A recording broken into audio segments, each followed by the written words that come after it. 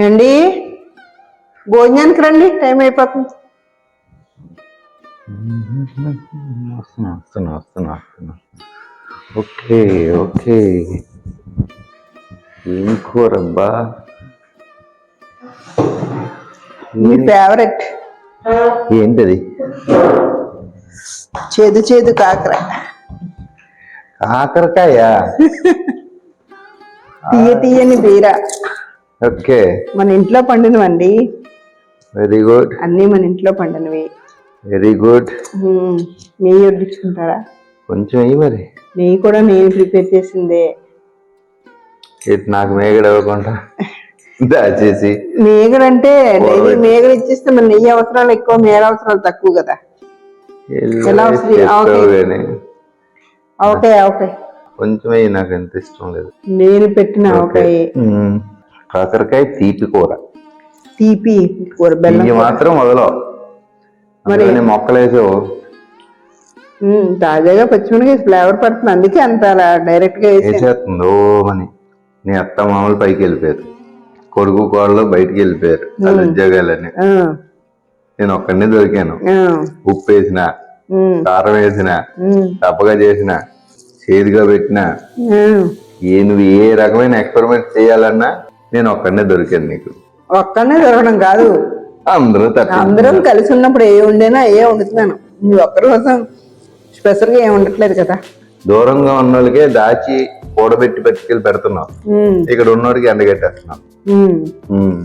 అవసరం నెయ్యి కావాలంటే ఎలా వస్తుంది? రోజు నెయ్యి తినేస్తే కొన్న నెయ్యి నాకు నచ్చదు. నెయ్యి తినకూడదే తల్లి. ఎందుకు తినకూడదు? వేడి పాల మీద మేగడ తినాలి, నెయ్యి తినకూడదు. అవును, తినకూడదు అంటే అతిగా తినకూడదు, లిమిట్ గా తింటే పర్వాలేదు, నెయ్యి మంచిదే. ఏం ఆడనో ఉపయోగం లేదు. భారతదేశానికి ఒకడే అంబేద్కర్ రాజ్యాంగం రాసింది. ఇంటింటికి ఒక అంబేద్కర్లు ఉంటారు తల్లి. మీరు ఏం రాస్తే ఇంకెంత.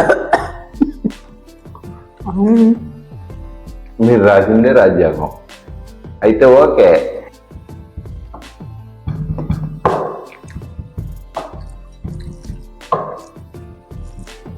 కూరగాయలు తాజాగా ఉన్నాను చూసారా, ఫ్లేవర్ ఎంత బాగుందో.